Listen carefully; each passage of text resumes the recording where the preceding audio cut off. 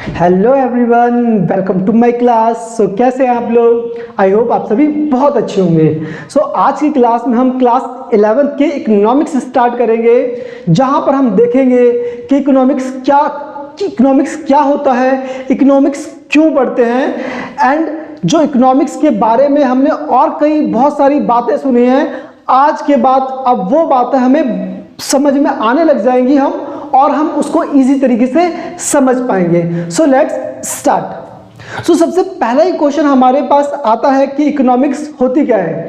उससे पहले, इकोनॉमिक्स से पहले आपने एक वर्ड और सुना होगा कि आपके पास इकोनॉमी क्या होती है।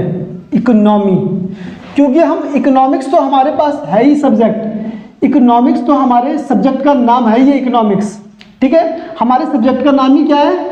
माइक्रो इकोनॉमिक्स, ठीक है। हम माइक्रो इकोनॉमिक्स पे आगे चलेंगे। सबसे पहले हम इकोनॉमिक्स पढ़ेंगे और इकोनॉमिक्स से भी पहले हम पढ़ेंगे इकोनॉमी क्या होती है। अगर मैं बात करूं इकोनॉमी क्या होती है, तो सबसे पहला मैं इसका हिंदी मीनिंग देखूंगा। इसका हिंदी मीनिंग होता है अर्थव्यवस्था। अर्थव्यवस्था, अर्थव्यवस्था का हिंदी मीनिंग अगर इसको और सिंप्लीफाई करें तो एक ऐसी व्यवस्था जहां पर लोगों को काम दिया जाता है और उसके बदले लोगों को क्या मिलता है? पैसा मिलता है। एक ऐसी व्यवस्था जहां लोगों को काम मिले और उस काम के बदले उन लोगों को पैसा मिले, ऐसी व्यवस्था को ही हम कहते हैं क्या? अर्थव्यवस्था। अगर मैं आपको इसका मीनिंग लिखवाऊं इंग्लिश में तो बात करेंगे क्या है? Economy is a system which provide people the means to work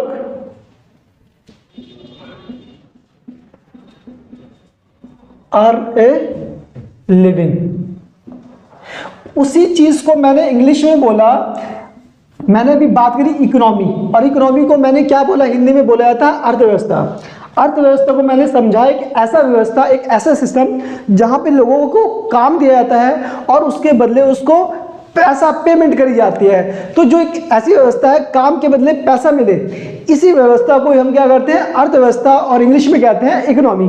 English में हमने क्या बोला? Economy is a system which provide people the means to work comma earn a living. I hope आप समझ गए होंगे। अच्छा, आपने ये वर्ड इकोनॉमी बहुत बार अपनी लाइफ में सुना होगा कि इकोनॉमी राइज हो रही है, इकोनॉमी डाउन हो रही है।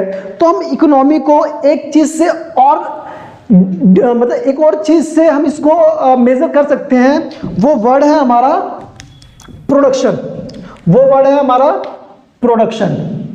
प्रोडक्शन, क्योंकि अगर हमारे देश का प्रोडक्शन या प्रोडक्टिविटी इंक्रीज होगी तो हमारे देश की इकोनॉमी भी क्या होगी? राइज होगी, बढ़ेगी।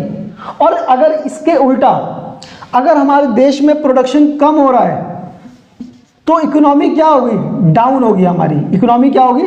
डाउन होगी। अगर हमारा प्रोडक्शन कम हुआ और प्रोडक्शन बढ़ा तो इकोनॉमी क्या होगी? बढ़ेगी।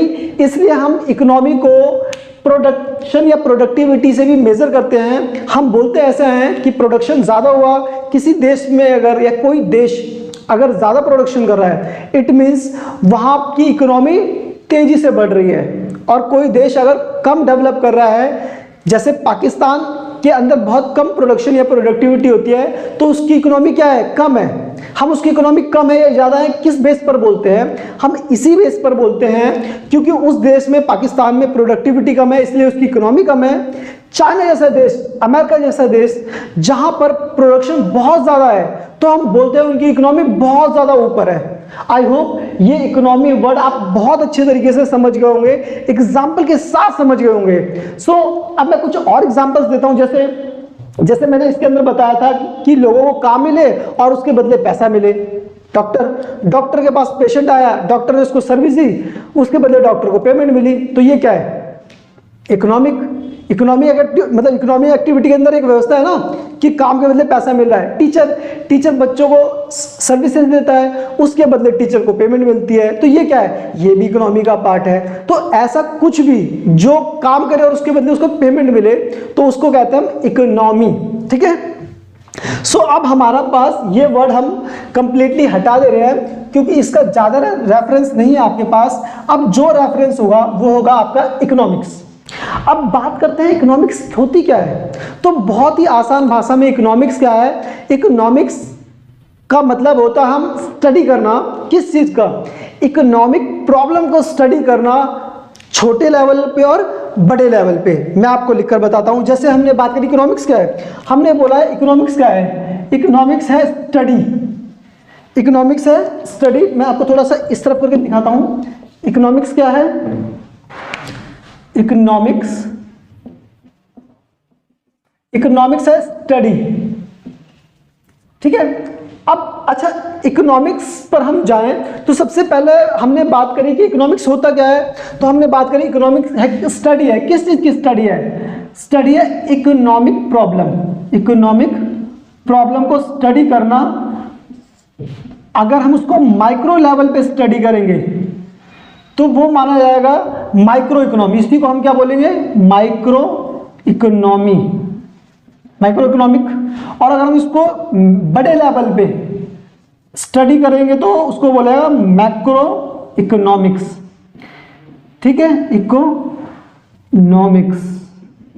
ये आपके 11th क्लास में स्टडी कराया जाएगा और ये आपके 12th क्लास में आएगा, क्योंकि छोटे लेवल पे स्टडी करना। अभी हम छोटी क्लास में हैं तो हम माइक्रो पढ़ेंगे सिर्फ। जब हम 12th में थोड़ा सा अच्छा इसको अंडरस्टैंड कर लेंगे देन हम समझेंगे मैक्रो इकोनॉमिक्स क्या होता है। तो सबसे पहले हमने बात करी कि क्या करना, स्टडी करना। स्टडी करना मतलब समझना, पढ़ना। अब बात करते हैं किस चीज को पढ़ना, इकोनॉमिक प्रॉब्लम को पढ़ना। इकोनॉमिक प्रॉब्लम ये मेन है, इकोनॉमिक प्रॉब्लम होती क्या है, ठीक है। अच्छा अगर हम बात करें एक क्वेश्चन और इससे पहले कि हम इकोनॉमी तो समझ गए इकोनॉमी होती क्या है, तो अब हमारे पास एक क्वेश्चन आता है कि भाई हम इकोनॉमी पढ़ क्यों रहे हैं। वो इसी क्वेश्चन में आ जाएगा, हम इकोनॉमिक्स क्यों पढ़ रहे हैं। तो उसका सीधा सीधा जवाब है, आप सभी को पता है कि जो हमारे संसाधन है वो क्या है, स्कार्स है, स्कार्सिटी है। मतलब जो रिसोर्सेज है उनकी क्या है, स्कार्सिटी है। स्कार्सिटी मतलब कमी है, इसलिए हम क्या कर रहे हैं, इकोनॉमिक्स पढ़ रहे हैं। और इकोनॉमिक्स हमें बताता है हमें अपने स्कार्सिटी रिसोर्सेज को, मींस लिमिटेड रिसोर्सेज को इस तरीके से यूज करें कि हम उसका मैक्सिमम यूज कर सके या मैक्सिमम आउटपुट निकाल सके। मैक्सिमम आउटपुट आप समझते हो, बेस्ट यूज कर सके। तो अब इकोनॉमिक प्रॉब्लम होता है क्या, देखो इकोनॉमिक प्रॉब्लम क्या है हमारे पास 3 इकोनॉमिक प्रॉब्लम है। सबसे पहला unlimited human wants, unlimited human wants. दूसरा लिमिटेड रिसोर्सेस, और फिर alternative use of resources, alternative use of resources. आप मेरे साथ ध्यान से पढ़ेंगे, सारी समस्या यही है, इसीलिए हम इकोनॉमिक्स पढ़ते हैं। मतलब जो आप इकोनॉमिक्स पढ़ने जा रहे हैं वो रीजन यही है। हमें पता है, देखो अब बात करते हैं रिसोर्सेज क्या क्या होते हैं। अगर मैं बात करूं कि भाई रिसोर्सेज क्या क्या होते हैं, रिसोर्सेज क्या क्या होते हैं। अगर आप बात करो लैंड आपके लिए क्या है, रिसोर्सेज है।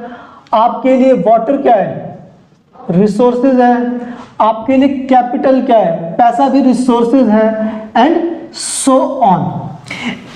आपके पास लैंड है वो भी लिमिटेड है, आपके पास वाटर है वो भी लिमिटेड है, आपके पास कैपिटल है वो भी लिमिटेड है।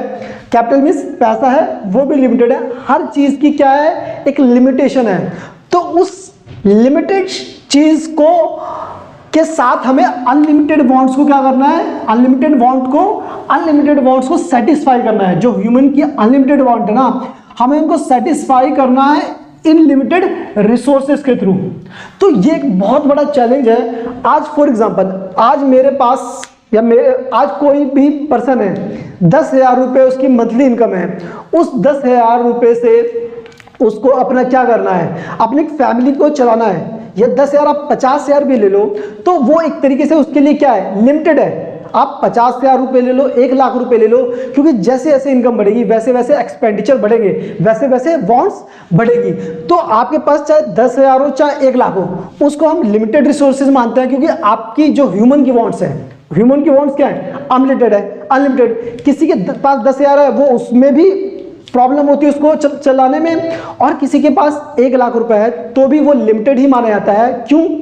क्योंकि जो ह्यूमन वांट्स हैं वो क्या है, अनलिमिटेड। तो इन्हीं लिमिटेड रिसोर्सेज से हमें अनलिमिटेड ह्यूमन वांट्स को क्या करना है, सेटिस्फाई करना है। इसको स्टडी करना ही क्या होता है, इकोनॉमिक्स। एक चीज और इसमें प्रॉब्लम है, अच्छा आपके पास लिमिटेड रिसोर्स तो हैं, उस लिमिटेड रिसोर्स के साथ साथ आपके पास अल्टरनेटिव यूज भी रिसोर्सेज के, मतलब जैसे अगर हम बात करें, एक एग्जांपल दूंगा, पेट्रोल। पेट्रोल क्या है, लिमिटेड रिसोर्सेज है, मींस आपको पता है कि लिमिटेड है, एक टाइम के बाद पेट्रोल खत्म हो जाएगा, ठीक है। अब उस जो पेट्रोल है उसके जो यूजेस हैं, आप उसको मशीन चलाने में यूज कर लो, आप उसको गाड़ियां चलाने में यूज कर लो, आप उसको किसी और पर्पस के लिए यूज कर लो। इसका मतलब क्या है, इसका मतलब ये है कि जो पेट्रोल है वो लिमिटेड है, बट उसकी वांट्स क्या है, अनलिमिटेड है।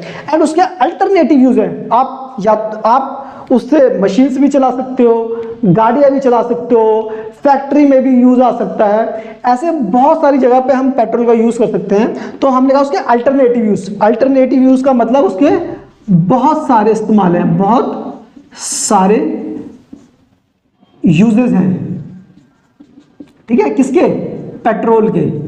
तो इसलिए हम पेट्रोल को हमें इस तरीके से यूज करना है ताकि हम उसका मैक्सिमम यूज कर सके, हम मैक्सिमम वांट्स को क्या कर सके, या अनलिमिटेड वांट्स को सेटिस्फाई कर सके। इन सब को अच्छे तरीके से स्टडी करना, समझना, और समझकर हमें स्टडी करना है, उसी को हम क्या बोलते हैं, उसी को हम बोलते हैं इकोनॉमिक्स, ठीक है। हमने बात करी इकोनॉमिक्स क्या है, स्टडी करना, किस चीज को, इकोनॉमिक प्रॉब्लम को। इकोनॉमिक प्रॉब्लम क्या है, unlimited human wants, limited resources, alternative use of resources. इनको अच्छे तरीके से मैंने बताया कि पेट्रोल का एग्जांपल देके बहुत अच्छे तरीके से, तो इसको एक स्टडी करना है, ऐसे हर लेवल पे है। चाहे वो मनी हो, मनी भी क्या है, लिमिटेड है, मनी की लिमिटेड रिसोर्सेज है। अब मनी की जो ह्यूमन की वांट्स है वो अनलिमिटेड है, और मनी के बहुत सारे यूजेज हैं। जैसे अगर मेरे पास 1,000 रुपये आ गया, अब 1,000 रुपये लिमिटेड ही है। अब 1,000 रुपये मैं सोचूंगा यार मैं कैसे करता हूँ, बुक्स ले लेता हूँ, या तो मैं बुक्स ले लूँ, या मैं क्लोथ ले लूँ, या मैं इंटरटेनमेंट पर्पस के लिए यूज कर लूँ। तो क्या है उसका, मेरी वांट्स तो क्या अनलिमिटेड है, ये तो मैंने 3 बताई है, इसके अलावा और भी मेरी वांट्स हो सकती है, बट हमें क्या करना है, उसको इस तरीके से इस्तेमाल करना है जो उसका मैक्सिमम आउटपुट निकल कर आए। तो आप इकोनॉमिक्स का मतलब समझ चुके हो। अब बात आती है, क्योंकि हमारा सब्जेक्ट ही क्या है, माइक्रो इकोनॉमिक्स, इकोनॉमिक्स से जुड़ा एक वर्ड माइक्रो इकोनॉमिक्स। अब हमने बात करी थी माइक्रो इकोनॉमिक्स क्या होता है, जब हम इसी प्रॉब्लम को स्टडी करते हैं, इकोनॉमिक प्रॉब्लम को स्टडी करते हैं इंडिविजुअल लेवल पे, तो उसी को बोला जाता है माइक्रो इकोनॉमिक्स। और जब इन इकोनॉमिक प्रॉब्लम को स्टडी करा जाता है बड़े लेवल पे, लार्ज लेवल पे, तो उसको बोला जाता है क्या, मैक्रो इकोनॉमिक्स। जैसे मैं आपको समझा दूं, क्या आता है यहां पर, it refers to study of economic problem at individual level या इंडिविजुअल यूनिट, ठीक है, ऑफ एन इकोनॉमी। तो हमने उसको क्या बोला, हमने उसको बोला माइक्रो इकोनॉमिक्स, जो हम पढ़ रहे हैं। क्योंकि आप देखोगे हमारी पूरी बुक में हम क्या करेंगे, एक इंडिविजुअल को, कंज्यूमर का स्टडी करेंगे, कंज्यूमर इक्विलिब्रियम स्टडी करेंगे, मतलब कंज्यूमर को सेटिस्फेक्शन कहाँ होता है, डिमांड, इंडिविजुअल की डिमांड को स्टडी करेंगे। आपके चैप्टर्स के नाम बता रहा हूं मैं, सप्लाई, इंडिविजुअल की सप्लाई स्टडी करेंगे, उसके बाद कॉस्ट, एक प्रोड्यूसर की कॉस्ट को स्टडी करेंगे, रिवेन्यू, एक प्रोड्यूसर के रिवेन्यू को स्टडी करेंगे। तो जो हमारा माइक्रो इकोनॉमिक्स है वहां पर इंडिविजुअल यूनिट को स्टडी करा जाता है, ठीक है। फॉर एग्जांपल जैसे study of an individual, study of firm, of A firm, एक फर्म को स्टडी करना, ठीक है, हाउस होल्ड को स्टडी करना, इंडस्ट्री को स्टडी करना। इसका मतलब क्या है, यहां पर इंडिविजुअल को स्टडी करा जाएगा। वही हम बात करते हैं मैक्रो इकोनॉमिक्स की। तो मैक्रो इकोनॉमिक्स क्या आता है, यहां पर हम क्या करेंगे, it refers to study of economic problem as a whole. मतलब पूरी इकोनॉमी को क्या करना है, पूरी इकोनॉमी को एक यूनिट मानना और उसको स्टडी करना है। देन जैसे इसका एग्जांपल क्या हो गया, आप अभी तो नहीं समझ में आया, जैसे हम क्या करेंगे, नेशनल इनकम, क्या करेंगे, नेशनल इनकम को स्टडी करेंगे। नेशनल इनकम का मतलब पूरे नेशन की इनकम, इसलिए नेशनल इनकम, ठीक है। फिर हम स्टडी करेंगे aggregate demand, aggregate demand, aggregate demand यहां पर होगा डिमांड, इंडिविजुअल की डिमांड, यहां पर होगा एग्रीगेट डिमांड। तो ये हम 12th क्लास में भी बहुत अच्छे तरीके से चलेंगे, बट हम क्योंकि हमें माइक्रो इकोनॉमिक्स को स्टडी करना है, इसलिए हम माइक्रो इकोनॉमिक्स का रेफरेंस लेते हुए चलेंगे। अब आपके पास एक वर्ड आया था, एक नए, हम आगे टॉपिक पे बढ़ते हैं, हमारे पास एक नया वर्ड आया था, उस वर्ड को हमने बोला था क्या, स्कार्सिटी।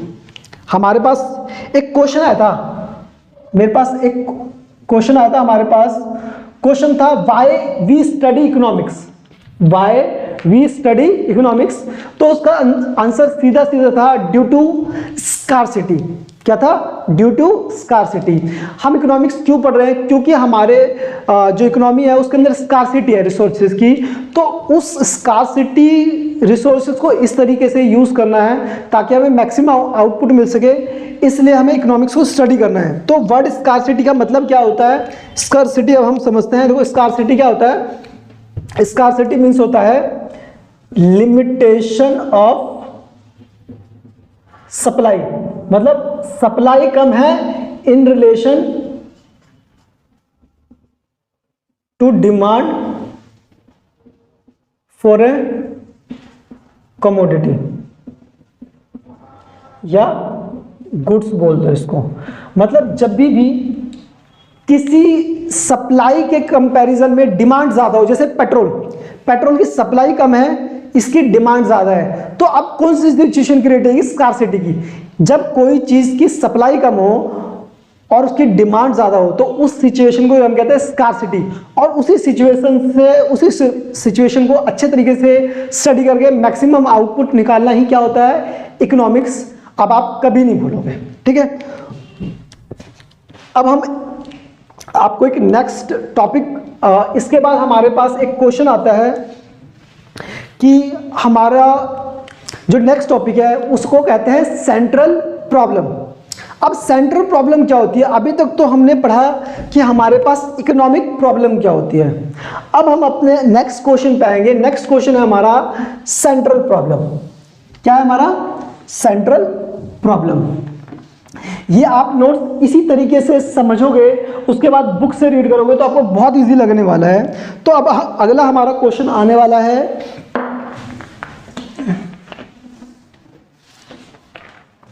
Central problem.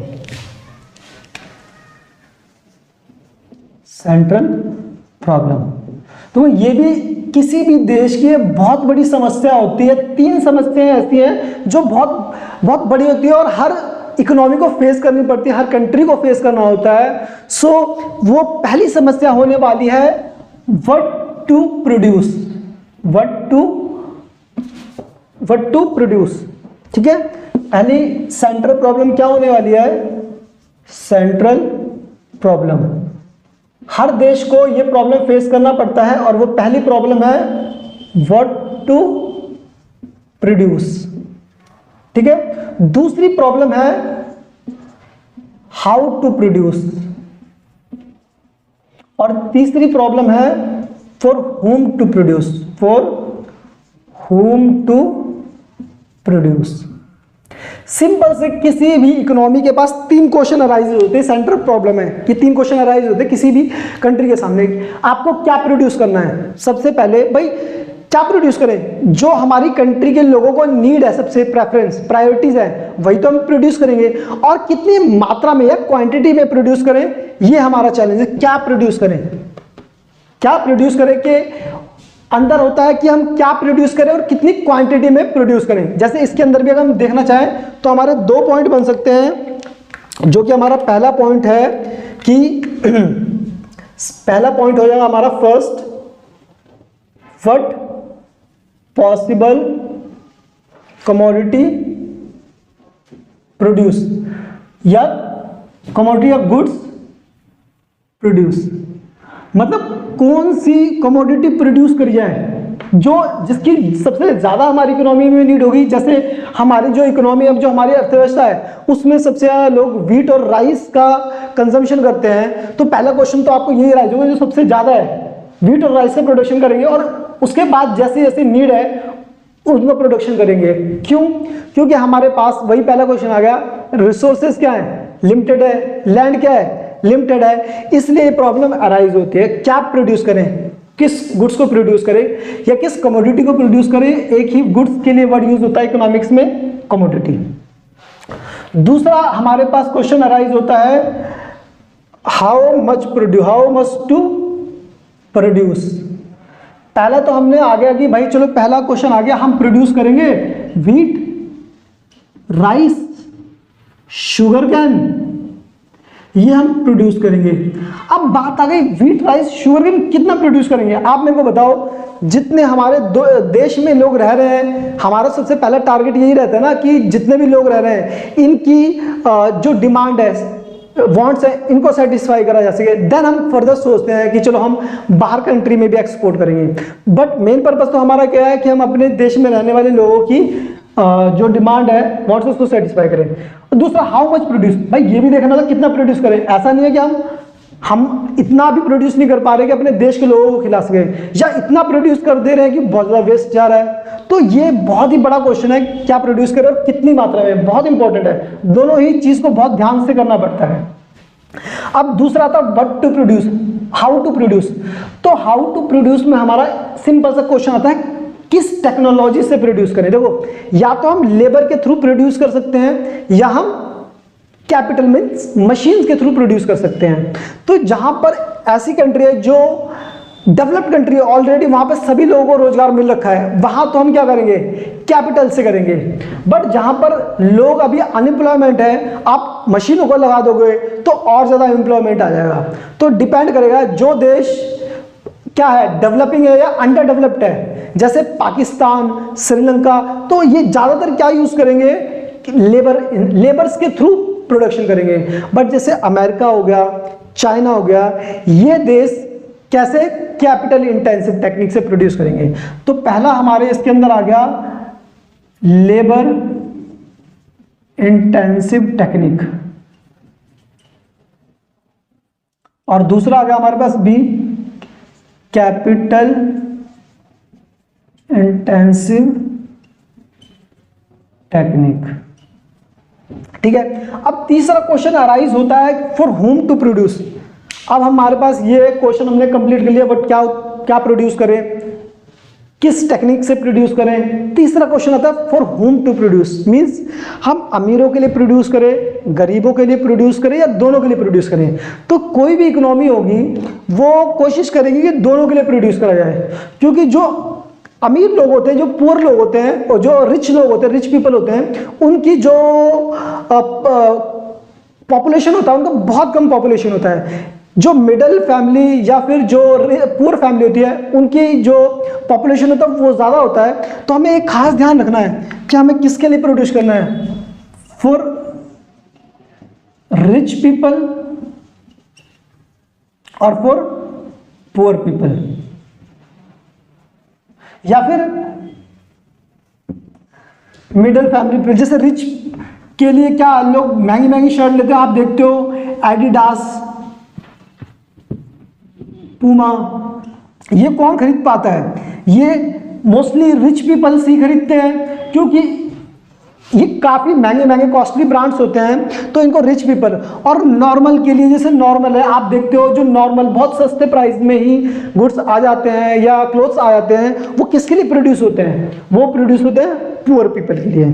तो ये किसी भी कंट्री के अंदर एक बहुत बड़ी समस्या है कि किसके लिए प्रोडक्शन करें, फॉर रिच पीपल और for poor people. I hope ये आपको बहुत अच्छे तरीके से समझ में आ गया होगा कि सेंट्रल प्रॉब्लम क्या होती है।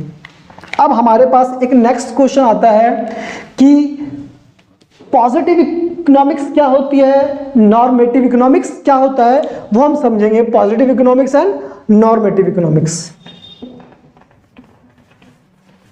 देखो पॉजिटिव इकोनॉमिक्स क्या होता है और नॉर्मेटिव इकोनॉमिक्स क्या होता है, समझते हैं क्या होता है। ठीक है, सबसे पहले हम नाम लिखते हैं कि पॉजिटिव इकोनॉमिक्स और नॉर्मेटिव इकोनॉमिक्स क्या होता है। पॉजिटिव इकोनॉमिक्स और नॉर्मेटिव इकोनॉमिक्स। सबसे पहले मैं कुछ चीजें आपको लिख देता हूं, देन मैं आपको समझाता हूं कि पॉजिटिव और नॉर्मेटिव इकोनॉमिक्स होता क्या है। बेस, फर्स्ट मीनिंग, आप मेरे साथ सुनते रहो। मीनिंग क्या होता है, it deals with what is और how economic problem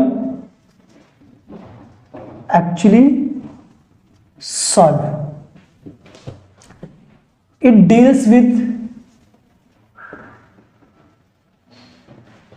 what ought to be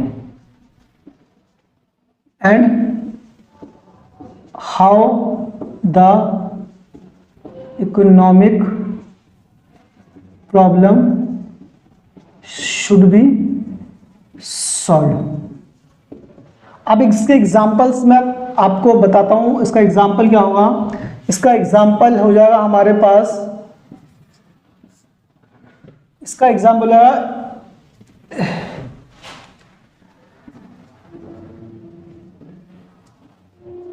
price of commodity constantly rising in India. दूसरा, India should taken steps to control rising price. सबसे पहले समझते हैं पॉजिटिव इकोनॉमिक्स और नॉर्मेटिव इकोनॉमिक्स होती क्या है। तो हम बात करें पॉजिटिव इकोनॉमिक्स, वो इकोनॉमिक्स होती है जो कहती है ऐसा है और इसको एक्चुअली में ऐसा सॉल्व करना चाहिए। ठीक है, बट नॉर्मेटिव इकोनॉमिक्स कहती है व्हाट ऑट टू बी, ऐसा होना चाहिए और ऐसी प्रॉब्लम को सॉल्व किया जाता है। ये कहता है ये है, ये एक्चुअली है और इसको ऐसे सॉल्व करते हैं, एक्चुअली की बात करता है और ये ओपिनियन की बात करता है। कह रहा है it deals with what ought to be, क्या होना चाहिए, and how the economic problem should be solve, और ऐसे प्रॉब्लम सॉल्व होना चाहिए। एग्जाम्पल के साथ मैं समझाता हूं, जैसे क्या इंडिया के अंदर कमोडिटी या गुड्स के प्राइस लगातार बढ़ रहे हैं, ये फैक्ट है, ये एक्चुअली है। बट नॉर्मेटिव इकोनॉमिक्स कहता है कि India should taken steps to control rising price, मतलब इंडिया को प्राइस को कंट्रोल करने के लिए क्या करने चाहिए, स्टेप्स लेने चाहिए। ये बताता है ऐसा होना चाहिए, बट एक्चुअली में जो है उसको कौन बताता है, पॉजिटिव इकोनॉमिक्स। ये एक्चुअली चीजों की बात करता है, ये बात करता है ओपिनियन की कि ऐसा होना चाहिए। ठीक है, जैसा कि उन्होंने एग्जांपल में बताया कि India should taken steps to control rising price. अगर हम थर्ड की बात करें तो थर्ड हमारे पास आता है वेरीफाइड, वेरीफाइड या वेरिफिकेशन, या वेरीफाइड भी ठीक कर सकते हो। कह रहा है इट कैन बी वेरीफाइड, इसको वेरीफाई करा सकता है। क्यों? क्योंकि इसका हमारे पास डाटा रहता है, क्योंकि इसका हमारे पास क्या रहता है, डाटा रहता है, इसलिए इसको वेरीफाई करा सकता है। और ये एक ओपिनियन है, इसलिए इसको it can not be verified. ठीक है, इसको वेरीफाई नहीं किया जा सकता। अब हम बात करेंगे सजेस्टिव कौन है। एक वर्ड आता है सजेस्टिव या सजेशन देना, तो हम बात करते हैं इट इज बेस्ड अपॉन, हम बात करते हैं it is not suggestive, it is not suggestive, क्योंकि ये सजेस्टिव नहीं करा, इसको सजेस्ट हम नहीं कर सकते। It is based upon individual opinion,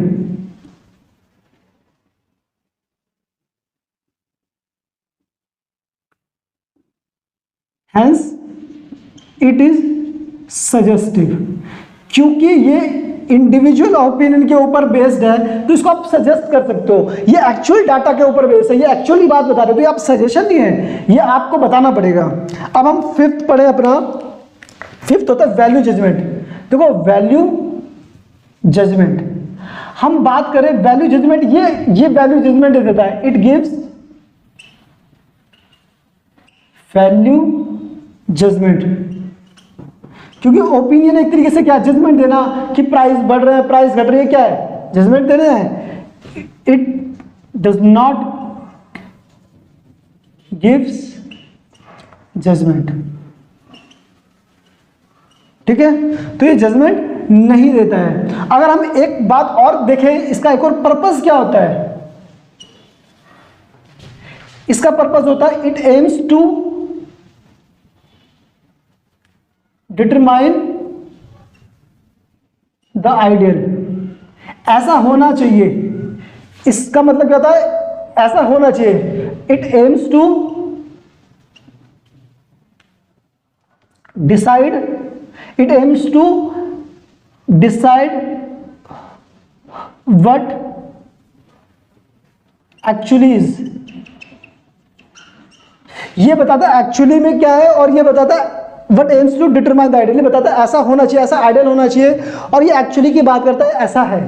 तो ये हमारा पॉजिटिव इकोनॉमिक्स और नॉर्मेटिव इकोनॉमिक्स है। इसको मैं दोबारा से बहुत इजी भाषा में, पॉजिटिव इकोनॉमिक्स कहता है ऐसा होना चाहिए, ऐसा है, और इसको ऐसे सॉल्व करेंगे। मतलब प्राइस बढ़ रहे हैं, ये एक्चुअली बात है, इंडिया के प्राइस बढ़ रहे हैं, बट नॉर्मेटिव इकोनॉमिक्स कहता है भाई ऐसा होना चाहिए और इकोनॉमी को ऐसे प्रॉब्लम को सॉल्व करना चाहिए। एग्जाम्पल के साथ, India should taken steps to control rising price, India को कंट्रोल करना चाहिए, एक सजेशन है। फिर हमने बताया एग्जाम्पल्स कर लिए, ये वेरीफाइड नहीं है, ये वेरीफाइड है, क्योंकि इसका एक डाटा होता है, इसका ये फैक्ट है ना, एक्चुअली सॉल्व है, इसके डाटा होते हैं कि ये इतना प्राइस बढ़ा इतना घटा, तो उसका डाटा होता है। इसको हम सजेस्ट नहीं करते, इसको सजेस्ट करते क्योंकि इंडिविजुअल ओपिनियन पे है। वैल्यू जजमेंट, ये वैल्यू जजमेंट देता है क्योंकि ओपिनियन है, ये वैल्यू जजमेंट नहीं देता है। पर्पस, इसका पर्पस होता है डिटरमाइन करना एक आइडियल कि ऐसा होना चाहिए, हमारी इकोनॉमी हाईएस्ट इकोनॉमी होना चाहिए, बहुत ज़्यादा प्रोडक्शन होना चाहिए, ये कहता है, ये डिसाइड करता है कि ऐसा है, ये बताता है ऐसा है।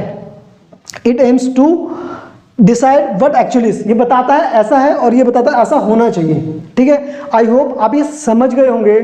सो अगर आपको हमारी क्लास पसंद आ रही हो तो हमारे चैनल को लाइक करो, शेयर करो, सब्सक्राइब करो एंड अपने फ्रेंड्स के साथ डिस्कस करो, और कोई भी डाउट हो तो ज़रूर पूछें। Thank you.